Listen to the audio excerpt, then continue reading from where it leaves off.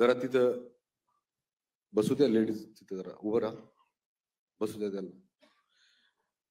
आज विविध विकास कामांच्या भूमिपूजन आणि उद्घाटनाच्या निमित्तानं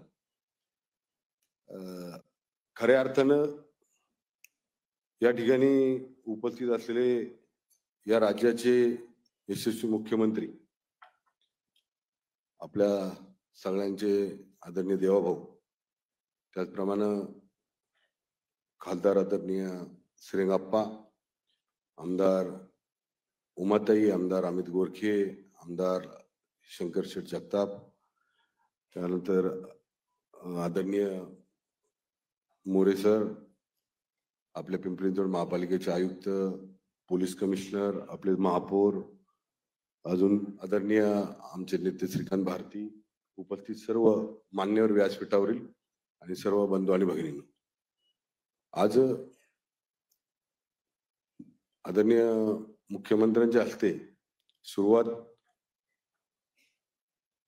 आपल्या पादुका मंदिरापासून झाली, पादुका मंदिरापासून झाली आणि आता संत सृष्टी आपलं संतपीठ झाल्यानंतर इथं विविध विकास कामं आपण ऑनलाईन उद्घाटन केलेलं आहे. आयुक्तांचं पहिल्यांदा प्रास्ताविक झालं त्यावेळेस मला आयुक्त सांगत होते, त्यावेळेस एक थोडीशी सूचना मला करावीशी वाटली. ती सूचना करणे इतकं मोठं नाही मी, पण मी थोडीशी सूचना आयुक्त साहेबाशी राहील.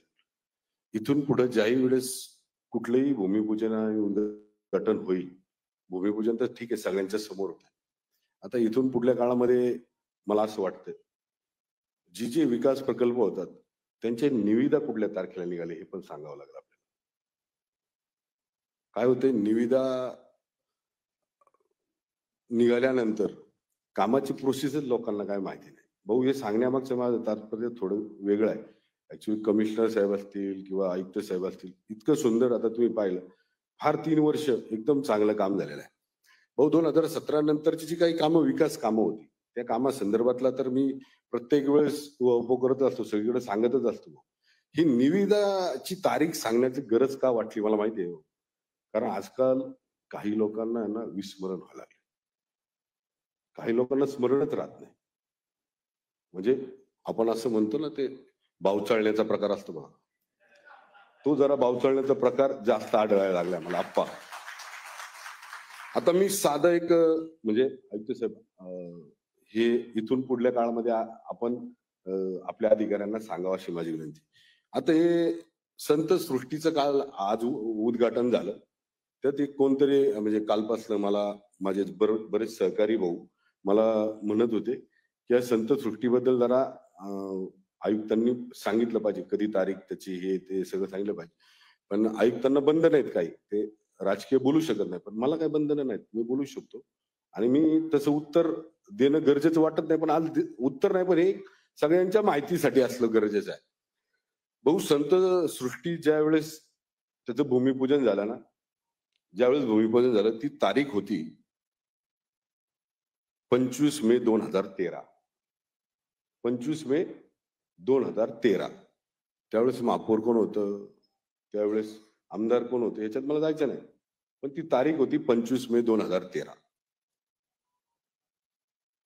याची पहिला टप्पा निविदा, पहिली निविदा भाऊची पहिली निविदा निघाली 12 डिसेंबर 2024 ते 21 जानेवारी 2015 याच्यामध्ये निघाली. भूमिपूजन कधी केलंय 2013 मध्ये, आणि 1 वर्षांनी निविदा निघाली भाऊ त्याची. कारण का माहिती भाऊ, 2013 नंतर लगेच 2014ला विधानसभेच्या निवडणुका होत्या, म्हणून त्यांनी आप्पा दिला नारळ ठोकून आणि भूमिपूजन केलं, पण काहीच नाही, कागदोपत्री काहीच नाही. याचा दुसरा टप्पा, याची वर्क ऑर्डर भाऊ, याची वर्क ऑर्डर 7 मार्च 2015 ला, उद्घाटन 2013 झालंय, भूमिपूजन हे फक्त लोकांना फसवण्यासाठी आहे. आता त्याच्यात जायचं नाही, कारण अजून सुद्धा म्हणजे त्यांची जी काही सवय आहे या संदर्भामध्ये, याच्यात मला अक्षरशः काल फार वाईट वाटलं. आम्ही मान्य केलं, कल्पना ही तुमची आहे, पण ती कल्पना तुम्ही घाईघाई करत असताना लोकांना फसवलं. तुमच्याकडे कुठलं टेंडर नव्हतं, कुठली वर्क ऑर्डर नव्हती, कुठलं बजेटमध्ये त्या संदर्भातलं नाव नव्हतं आणि अशा परिस्थितीमध्ये तुम्ही त्याचं भूमिपूजन केलं होतं. पण मग सांगण्याचं तात्पर्य एवढंच होतं भाऊ की या सगळ्या गोष्टी लोकांपुढे आल्या पाहिजेत. आणि मग असं वाटतं कधी कधी की प्रशासन ज्या वेळेस उद्घाटन करतं, ज्यावेळेस पण उद्घाटन करतं त्यावेळेस भूमिपूजनाची तारीख आणि आज त्याच्यानंतरच्या टप्प्याटप्प्याच्या तारखा या सुद्धा मला वाटतं तुम्ही साईडवर तुमच्या पीसीएमसीच्या टाकल्या पाहिजेत, जेणेकरून लोकांना कळेल खरं कोण बोलतंय आणि खोटं कोण बोलतंय. अनेक वर्ष रखडलेला प्रकल्प आहे म्हटले, अनेक वर्ष रखडलेला प्रकल्प आहे आणि आम्हाला 12 वर्ष थांबावं लागलं म्हटले हा प्रकल्प करायला. आणि थांबवण्याचं कारण त्यांनी वेगळंच सांगितलं भाऊ, म्हणजे जे माझ्या बुद्धीत पण बसत नाही किंवा माझ्यावर काम करणाऱ्या कुठल्या लोकांनाही ते पटणार नाही. माझा असा प्रश्न आहे आज या व्यासपीठाच्या माध्यमातून, ज्यांनी कुणी काल हा विषय काढला होता त्यांना हा प्रश्न आहे माझा. मध्ये 2.5 वर्ष आपलं सरकार होतं, त्यावेळेस तुम्हाला सुचलं नाही का की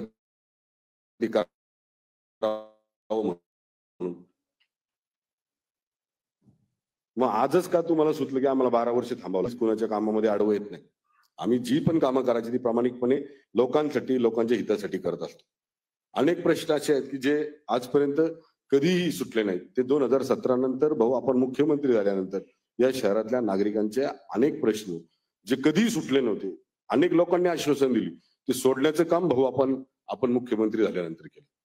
अनेक लोकांनी भाऊ आज संतपीठाचं आपण उद्घाटन केलं, संतपीठाचं उद्घाटन केलं, संतपीठाचं उद्घाटन केलं, पण संतपीठ उभं राहताना त्याच्यामध्ये कशा प्रकारच्या अडचणी आल्या हे प्रशासनाला माहिती आहे आणि ते सोडवण्यासाठी तुम्ही कशी मदत केली ही पण लोकांपुढे आली पाहिजे. भाऊ संतपीठ आपल्या शेजारी मोरे सर बसलेत, आदरणीय सदानंद महाराज मोरे, त्यांना माहिती आहे या संतपीठाची जागा ज्यावेळेस आम्ही राज्य सरकारकडे मागितली तेव्हा राज्य सरकारने ही संतपीठ म्हणून ही जागा आपल्याला विनामूल्य देता येणार नाही अशा संदर्भातला आम्हाला सांगितलं. त्यावेळेस याच प्रशासनानं आम्हाला मदत केली, आयुक्तांना याच ठिकाणी शाळेच्या आरक्षणासाठी जागा मागितली आणि ती आम्हाला विनामूल्य मिळाली आणि त्याच्यानंतर हे संतपीठ उभं राहिलं. आज संतपीठ उभं राहिल्यानंतर तुम्हाला सगळ्यांना अभिमान, आज साहेब खरंच अभिमान वाटेल तुम्हाला, आज मला पण इतका अभिमान वाटला त्या ठिकाणी गेल्यानंतर.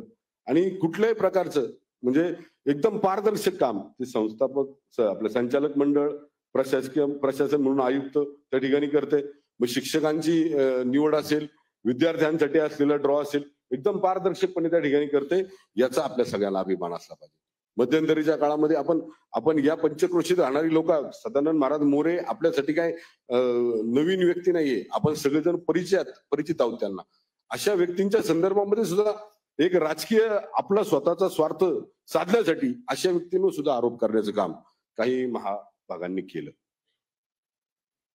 आता आयुक्त साहेबांनी प्रेझेंटेशन केलं या ठिकाणी, त्याच्यामध्ये शेवटचं जे ट्रॅफिकचं जे होतं मी सगळं पाहिलं, पण जे ट्रॅफिकचं ज्यावेळेस हे दाखवलं तुम्ही स्लाइड दाखवली, त्याच्यामध्ये एक तारीख मी फार जवळून पाहिली, ती म्हणजे 15 ऑगस्ट 2018. 15 ऑगस्ट 2018. भाऊ या दिवशी सुद्धा आपणच मुख्यमंत्री होता. काल एक बावचळेला प्राणी म्हणत होता की आम्ही आमच्या टायमाला हे आयुक्तालय केलं. आता त्या प्राण्याला कसं काय मला माहिती नाही, रात्रीचे स्वप्न पडतात का काय होतात मला माहिती नाही, पण 15 ऑगस्ट 2018 भाऊ आपणच याचं उद्घाटन केलं आणि त्याच्यानंतर याची भूमिपूजन सुद्धा आज आपल्याच हस्ते होते. आमचे अध्यक्ष आले तिथे शत्रुघ्न बाबू. भाऊ सांगताना यांना इतकी शालजोडीमध्ये मारीन मी, यांना उठता बसता मी दिसेल भाऊ, ही उठता बसता मी दिसेल भाऊ. आम्ही कधीच इथं बसले ना, जेवढे पण माझे प्रतिनिधी, आपले प्रतिनिधी भाजपचे जेवढे पण आहेत इकडे उभे आहेत, त्या माझ्या भगिनी आहेत सगळ्या, या कधीच चुकीचं काम केलेलं नाही, कधीच चुकीचं काम केलं नाही भाऊ. आज हे सगळं भूमिपूजन पाहताना लोकांच्या चेहऱ्यावरच आनंद आम्ही पाहतो भाऊ. 200 फूट उंच पूर्ण महाराष्ट्रात भगवा ध्वज उभं करण्याचं काम सुद्धा आपल्याच कारकिर्दीमध्ये झालं. भगवा ध्वज उभं करण्याचं काम सुद्धा आपल्या कारकिर्दीत भाऊ. कमिशनर म्हणून, पोलीस कमिशनर म्हणून ज्या वेळेस या शहरामध्ये सुरक्षेच्या दृष्टीने विचार केला जातो, त्यावेळेस प्रत्येक नागरिक म्हणला जातो या शहराचं अस्तित्व निर्माण मुख्यमंत्री देवेंद्र फडणवीस झालं. वेगळं आयुक्तालय झालं, वेगळं आयुक्तालय झाल्यामुळे वेगळं प्रशासन आलं, वेगळा स्टाफ आला, वेगळी ताकद आली आणि त्याच्याबरोबर त्याला साजेल असं काम आदरणीय पोलीस कमिशनर साहेबांनी सुद्धा केलं. आयुक्त शेखर सिंग साहेब म्हणून प्रशासन आल्यानंतर आयुक्त शेखर सिंग साहेब आले, पण प्रशासन म्हणून प्रशासनावर अनेक आरोप झाले. पण ही जी कामं काही महत्वाची झाली, ज्यावेळेस शास्तीकर माफ करण्याचा विषय आला त्यावेळेस प्रशासनानेही आपल्याकडं या संदर्भामधलं पत्र पाठवलं होतं. ते या शहरातल्या नागरिकांच्या दृष्टीनं महत्वाचं होतं. शास्तीकर माफ करण्यासंदर्भातला जो अहवाल आहे तो माफ केल्यानंतर किती टॅक्स हा महापालिकेत भरला जाईल अशा संदर्भातलं जे पण काही प्रपोजल आहे हे आयुक्तांनीच आपल्याकडे दिलं होतं. त्यामुळं आज या शहरातल्या अनधिकृत बांधकामांवरला सगळा शास्तीकर माफ करण्यासाठी सुद्धा या महापालिकेच्या प्रशासनात आपल्याला मदत झाली. बामासखेड, आंध्र धरण भाऊ वेगवेगळ्या माध्यमातलं प्रशासन म्हणून सुद्धा त्या ठिकाणी एकदम चांगलं काम होत आहे. भाऊ मध्यंतरी आता फक्त 8-10 एक महिन्याभरापासून एक 4-5 म्हणजे 1-1.5 महिन्यापासून थोडासा संभ्रम आमच्या नागरिकांमध्ये झाला. थोडासा ते भाऊ तुम्ही क्लिअर करा, कारण काय होतंय तो डीपी आणि टीपी याच्यामध्ये विनाकारण आम्हाला भरडलं जाते. त्याच्या माग साहेबांचा उद्देश चांगला असेल वाईट असेल याच्यात आम्हाला काय जायचं नाही. पण भाऊ त्या डीपी आणि टीपी लोकांना इतकं काही नॉलेज देणारे लोक निर्माण झालेत या शहरामध्ये, इतकं काही नॉलेज देतात. कदाचित जर भाऊ तिकडं परदेशात अमेरिकेच्या राष्ट्राध्यक्षाला कळालं की तज्ञ लोक या पिंपरी चिंचवड शहरामध्ये राहतात, तर कदाचित भाऊ तुमच्याकडं मेसेज सुद्धा येईल की या लोकांना आमच्याकडे पाठवा म्हणून. इतकी तज्ञ लोक आहेत. रोज पॉडकास्टच्या माध्यमातून इतकं ज्ञान लोकांना देतात. ह्यांनी जर एवढं ज्ञान घेतलं असतं ना कदाचित या दोघांच्या जागेवर ती दोघं असते, IAS झाले असते, IPS झाले असते. त्यांना असं कुठेही बसून पॉडकास्ट करून आपलं म्हणजे गावरान भाषा बोललो असतो पण नको तुमच्या समोर बोलायला नको. त्यांना थोडस मला असं वाटतं यांचा मेंदू, यांचा जो बुद्धीचा जीव मेंदू आहे ना सर, हा प्रदर्शनात ठेवला पाहिजे. जर कुठं गैरसमज भाऊ करायचा असतील, जर लोकांमध्ये संभ्रम निर्माण करायचे असतील तर यांचा मेंदूच वापरला पाहिजे. इतकं संभ्रम निर्माण करण्याला अनेक गोष्टी सांगता येतील याच्यामध्ये. मला माहिती आहे आपल्याला पुढे जायचंय, मी काही जास्त बोलणार नाही, पण या गोष्टी काल मला जरा लागल्या जरा थोडं, त्यामुळे थोडस बोलतो मी आपल्या पुढे. भाऊ संतपीठाच्या नंतर आपल्या आयुक्तांनी एक दिव्यांग भवनच्या संदर्भामध्ये तिथं आपण कौशल्य विकास चालू करतो. एकदम चांगला आहे भाऊ. भाऊ दिव्यांग भवन झालं कधी याची पण तारीख आयुक्तांनी सांगितली असती तर फार. याचं उद्घाटन कोणी केलं याच्यात मला जायचं नाही.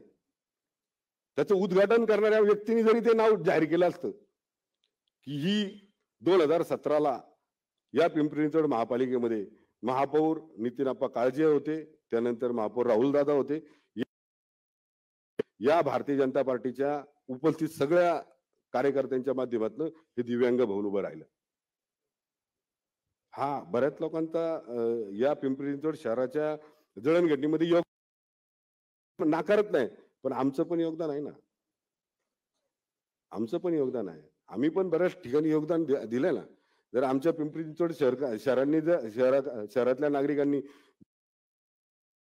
तुमच्याकडे काय दिलंच नसतं तर तुम्ही काय करत बसला असता? घंटा वाजवत बसला असता म्हटलं असतं याच्यात मंदिरात. पण ह्या गोष्टी समजल्या पाहिजेत भाऊ आपल्या सगळ्यांना. आता जे लोक इथे येऊन सांगतात आम्ही 30 वर्ष 35 वर्ष 40 वर्ष हे केलं, आम्ही कुठं नाकारतोय? तुम्ही केलं की तुम्ही? आम्ही कुठं नाकारतोय नाही केलं तुम्ही. मग 2017 पासून आम्ही पण केलं ते पण सांगणं गरजेचं आहे ना. तुम्ही केलं ते चांगलं केलं, यांच्या हातातून गेलं नाही. 2017 पासून यांच्या हातात तर पिंपरी चिंचवड महापालिकेतल्या सगळ्या हा विकास कामात कोण 5 वर्ष गेलंच नाही ना. मला महापौर करा म्हणायला,